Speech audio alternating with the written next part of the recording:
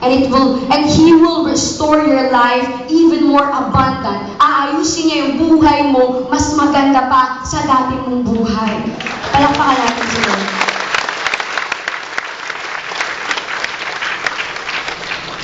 You know what amazes me more? Isa lang po siyang estudyante. Sino mga students again here?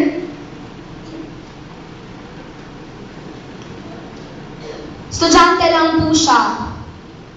But he was that bold enough to share the gospel to me through Twitter. Imagine, through Twitter, ni walang emosyon.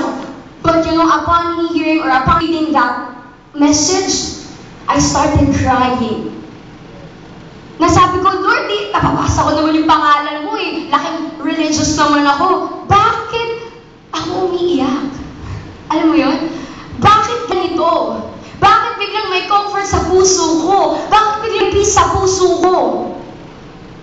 Until I realized that upon hearing the name of God, upon hearing promises, I found that thing na lahat ng tao sa buong mundo nahanap yun.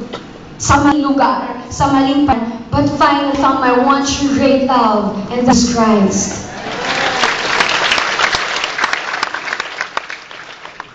And let me tell you this, yung mga Facebook dito, may mga Instagram, or may Friendster ka pa man talaga.